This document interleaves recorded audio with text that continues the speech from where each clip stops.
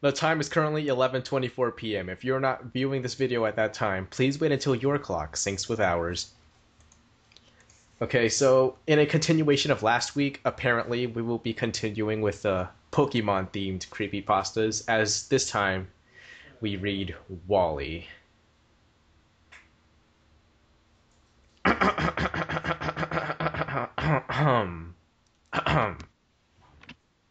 Okay. The experience I'm about to recount to you is quite short, unfortunately, but I remember it quite vividly. You remember Wally, right? The cute little boy who served as your rival in Pokemon Ruby, Sapphire, and Emerald? Yeah, he's easily one of my favorites. He doesn't seem to have any emotional hang-ups. He's not an arrogant, that's a typo. He doesn't constantly call you weak, he's not a hyperactive annoyance, and he's not trying to deceive you even for the smallest amount of time. He's just I'm a Gary. Oh, bitch. Gary motherfucking no. That's an amazing song. Yeah. Hey, he's just a sweet, innocent little boy who wants to be a good Pokemon trainer. He was the one I hated to beat, but at the same time, I loved it. The way he accepted his defeat at my character's hands with the vow to try harder made me feel like I was a motivator of some sort. I wasn't beating him mercilessly. I was helping him get better. It had been quite some time since I played my Ruby game. A few years at least, but I never once misplaced it. As I suddenly got the urge to play it one day after watching the Jirachi Wishmaker movie, I found it neatly tucked away in my sock drawer in the exact same corner in which I had left it. It wasn't even dusty. The cloth protection of a bunch of unused socks kept it safe from any damaging elements, which in turn answered the question as to why I had placed it in my sock drawer in the first place. I located my DS. I misplaced my Game Boy Advance SP quite a while ago. Not that it mattered. And quickly Back as... when Nintendo made stuff out of Nintendium.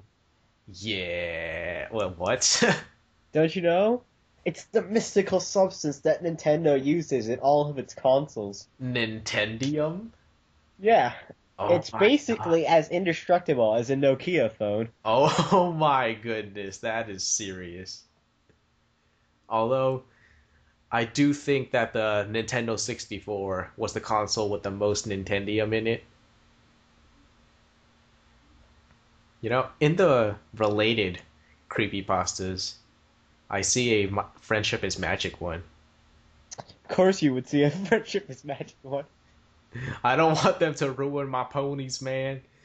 Then don't read it. Like cupcakes, which I never read either. Cupcakes was weak. Okay. I located my DS. I misplaced my Game Boy Advance SP quite a while ago. Not that it mattered. And quickly inserted the red cartridge, excited to see my old, completely unbalanced Pokemon team. I selected my save file and saw that I had saved right in front of the Pokemon League, which was good considering I planned to challenge them straight away anyway. Rather, since I was there, I figured I'd pay my favorite little rival a friendly visit before doing anything. First Wally, then the League. Then I'd see if there's a chance I'd been lucky enough to find my game on the day I could find Mirage Island. Okay. As I stepped away from the league entrance, following the zigzag path downward, I stopped a moment and opened my party. Normally, when I leave a Pokemon game alone for a while, I find out that the last thing I did was trade to help out my Pokédex on my other games. It certainly wouldn't have been the first time that I entered battle completely unaware that I had a party full of level 5 Rattata and Magikarp. It's a bit of an embarrassing situation, to say the least. The level 100. What was it? Caterpie? I was like, huh. What? Remember, there's that one trick when you get like this level 100 Metapod or whatever, I have and no then there's idea. like an instant kill. I have no idea. Maybe I should look that up. Level 100 Metapod. That's like a level 100 Magikarp, isn't it? Useless? It's useless, dude. Yeah. Okay, uh,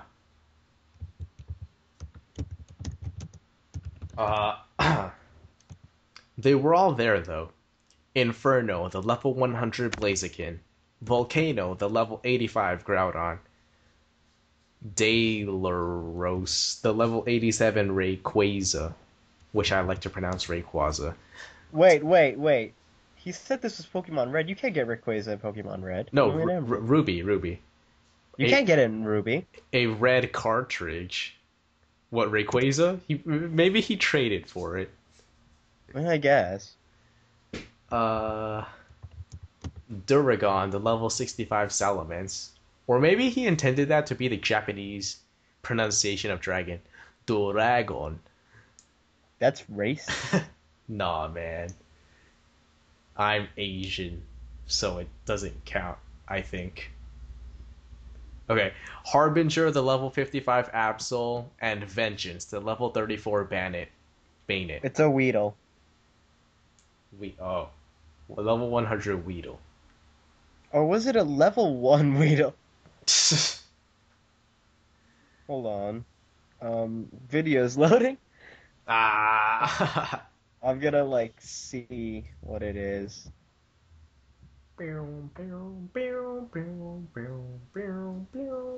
Oh my god, I'm like wasting so much time. What is it? What is it? Mm-hmm.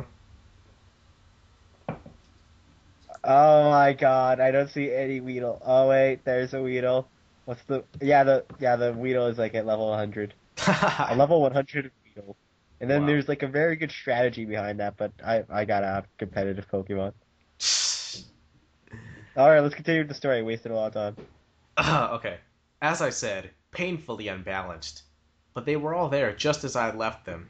I was relieved, actually. That meant that Ruby was the game I hadn't abused the Pal Park with. It must have been Emerald.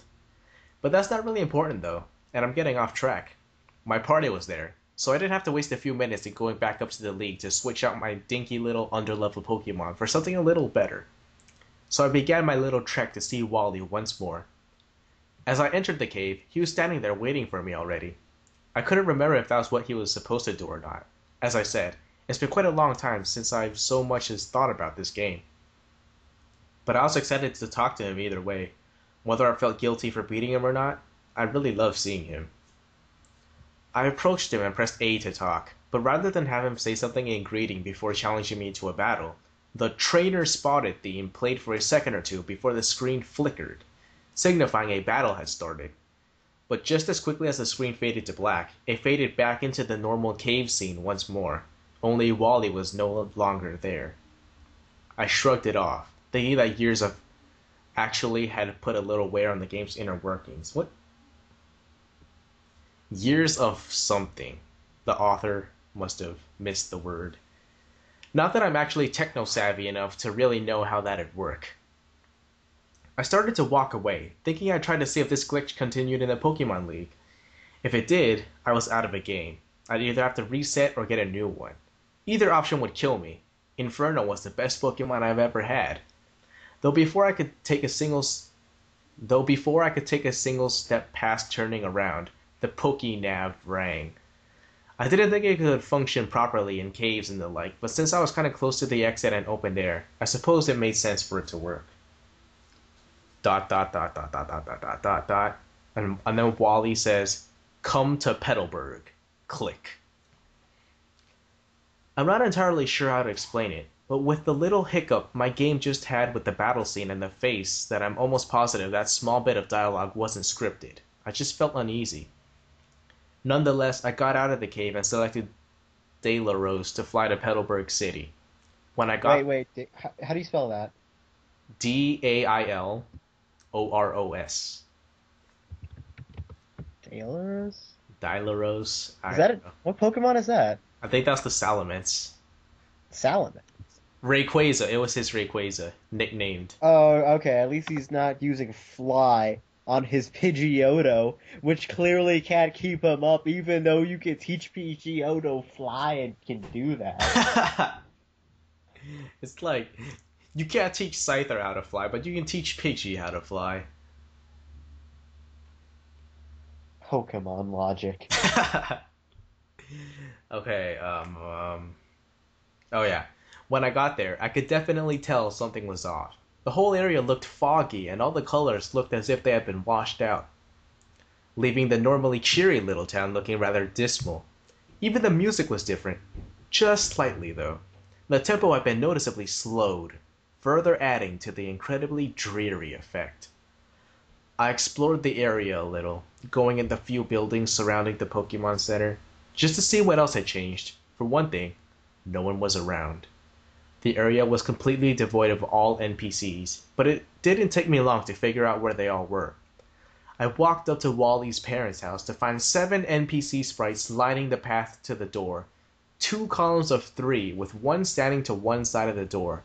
All of them wore black, and my uneasy feeling only grew. That's a typo that I'll be leaving in the video. Curious, I spoke to each of them. None of them seemed happy. This shouldn't have happened. I thought he was doing so well. We thought he had beaten it. He looked up to you. Why couldn't you give him a break? He'd still be with us if not for you. He didn't think he was good enough to move further. It's your fault. Oh, bitch, get out! Get out! If you beat a brother, he has to give up. That's not my problem. I know, right? I mean, he should be like trying to get He better. was weak. He let it happen to him. He was the only non-douchebag rival. That's what happens, when you're a rival of the protagonist and you're You not have a to be a douchebag. douchebag, and Yeah. that's the only way you can make it through. You You have can't be nice to the protagonist. Yeah, man. Unless you're like, Either that or you become like his best friend. yeah. It's a Well, shame what they did to Gary Oak. Gary motherfucking Oak. They changed his personality so much. I know, right?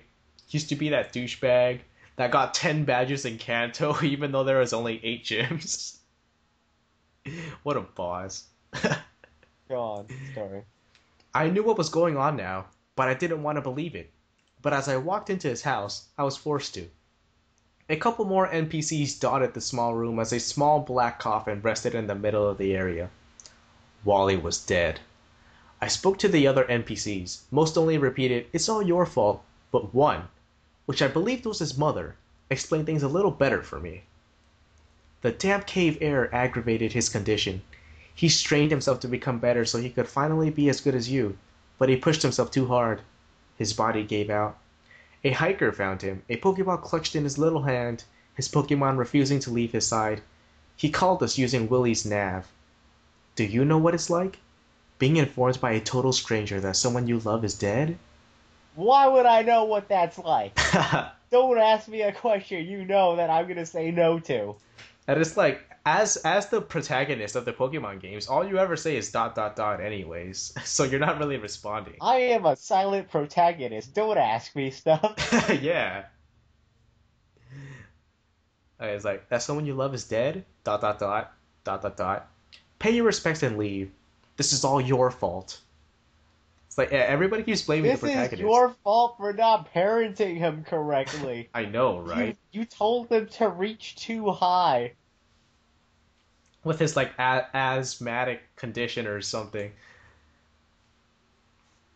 Maybe he had asthma. I don't know. Okay. By now, I felt absolutely terrible. Wouldn't you? So I did as I was told and walked up to the small casket. As soon as I touched it, the music stopped and a blank dialogue box popped up. I wouldn't feel terrible. Fuck that. It's a game. I know, right?